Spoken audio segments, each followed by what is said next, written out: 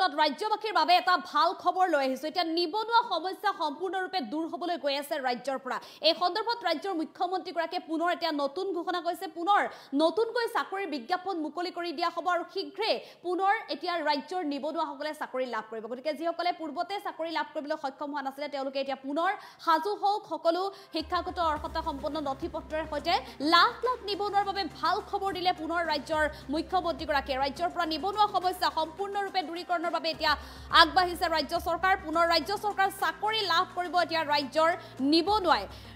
শীঘ্ৰেই মুকলি কৰা হ'ব বিজ্ঞাপন এই সন্দৰ্ভত আজিৰ সংবাদমেল সম্বোধন কৰি মুখ্যমন্ত্ৰী গৰাকীয়ে বৃহৎ ঘোষণা কৰিছে নতুন নিযুক্তি সন্দৰ্ভত সংবাদমেল যোগে মুখ্যমন্ত্ৰীৰ বৃহৎ ঘোষণা প্ৰতিগৰাকী নিবনুৱাক পুনৰ ভাল খবৰ দিছে ৰাজ্য চৰকাৰখনৰ মুখ্যমন্ত্ৰী গৰাকীয়ে 50,000 চৰকাৰী নতুন নিযুক্তিৰ ঘোষণা কৰিছে মুখ্যমন্ত্ৰী আজিৰ দিনটোত ঘোষণা কৰিছে এই কথা 50,000 নতুনকৈ পুনৰ নিযুক্তি প্ৰদান কৰা হ'ব লাখ লাখ নিবনুৱাৰ বাবে ভাল খবৰ ইতিমধ্যে ৰাজ্য চৰকাৰে যি সিদ্ধান্ত গ্ৰহণ কৰিছিলে ৰাজ্যত প্ৰথমতে 1 লাখ নিযুক্তি দিয়াৰ কথা আৰু সেই 1 লাখ নিযুক্তি প্ৰায় সম্পূৰ্ণ হৈছে গতিকে পুনৰ সেই 1 লাখ নিযুক্তিৰ সম্পূৰ্ণ হোৱাৰ লগে লগে নতুনকৈ বিজ্ঞাপন মুকলি কৰি দিয়া হ'ব ৰাজ্য চৰকাৰ বিভিন্ন বিভাগসমূহত যেহেতু খালী হৈ আছে বহু পদ সেই পদসমূহ এতিয়া পুনৰ পূৰণৰ বাবে আগবাঢ়িছে ৰাজ্য চৰকাৰ আৰু তাৰ বাবে এতিয়া পুনৰ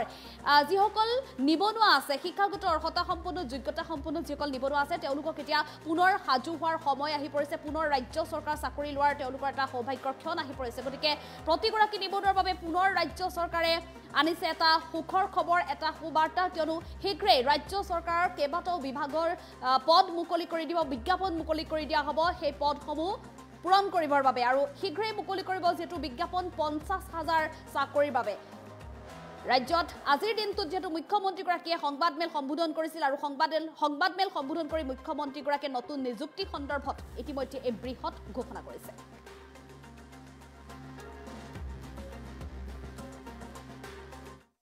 থলুৱা নিযুক্তিৰ ক্ষেত্ৰত অসমত যদিও যোৱা 3 বছৰত এজনো লোক অসমৰ বাহিৰৰ পৰা অসমত চাকৰি কৰিব অহা নাই তথাপিতো কেতিয়াবা দুই এজন ব্যক্তিয়ে এই বিষয়ত এটা প্ৰশ্ন উত্থাপন কৰি থাকে সেইকাৰণে আমি অসমৰ ডমিচাইল নীতি এটা যে অসমত চৰকাৰী চাকৰি পোৱাৰ বাবে কোন কোন যোগ্য এই ডমিচাইল নীতি এটা আমি খুব সোনকালে প্ৰকাশ কৰিবৰ বাবে আমি সিদ্ধান্ত লৈছো অসমৰ বিভিন্ন ব্যক্তিৰ লগত মই অনানুষ্ঠানিকভাৱে এই দিশত কথা পাতিছো কিন্তু এই বিষয়ত সকলো বাক বিতণ্ডা ওৰ পেলাবৰ কাৰণে প্ৰথমতে তৃতীয় আৰু চতুৰ্থ বৰ্গৰ কাৰণে পিছত আমি তাক আগবঢ়াই লৈ গৈ থাকিম এটা ডমিচাইল নীতি এটা আমি প্ৰস্তুত কৰিম আৰু এই বিষয়ে এই মাহৰ ভিতৰতে আমি এটা সিদ্ধান্ত লবৰ কাৰণে আগবাঢ়ি গৈ আছো যাতে আমি ডমিচাইল নীতি এটা অসমৰ কাৰণে আমি প্ৰকাশ কৰিব পাৰো আপুনি 1 লাখ নিযুক্তি আজিও 1 লাখ নিযুক্তিৰ অধীনত হ'ব নতুন নিযুক্তি একেদৰে কেতিয়া দেখা যাব ধৰক 1 লাখ নিযুক্তি এতিয়া আপোনাৰ ফিল আপ হ'বই 1 লাখ হোৱাৰ পিছত মই আগতে কৈছো যে 10 মেত যেতিয়া চৰকাৰ 4 বছৰ পুৰা কৰিব সেই সময়ত আমি আৰু 50,000 নিযুক্তি শেষ কৰিবৰ কাৰণে চেষ্টা কৰিম তাৰমানে অহা বছৰ 10 মেত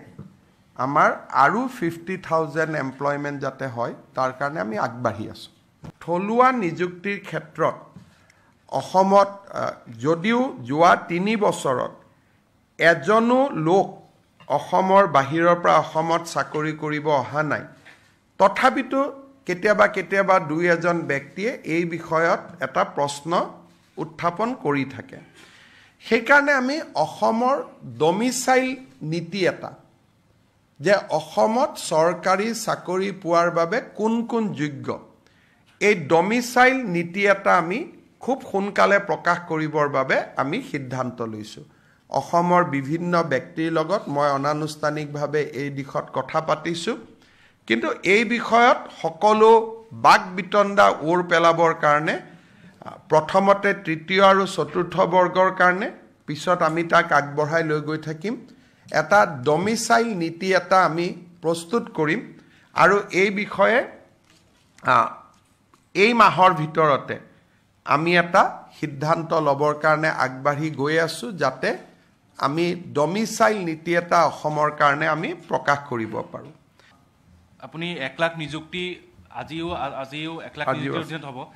নতুন নিযুক্তি একেদৰে কেতিয়া দেখা যাব ধৰক 1 লাখ নিযুক্তি এতিয়া আপোনাৰ ফিল আপ হ'বই 1 লাখ হোৱাৰ পিছত মই আগতে কৈছোঁ যে 10 মেত যেতিয়া চৰকাৰ 4 বছৰ পূৰা কৰিব সেই সময়ত আমি আৰু 50,000 নিযুক্তি শেষ কৰিবৰ কাৰণে চেষ্টা কৰিম তাৰমানে অহা বছৰ 10 মেত আমাৰ আৰু 50,000 এমপ্লয়মেণ্ট যাতে হয় তাৰ কাৰণে আমি আগবাঢ়ি আছোঁ থলুৱা নিযুক্তিৰ ক্ষেত্ৰত অসমত যদিও যোৱা 3 বছৰত এজনো লোক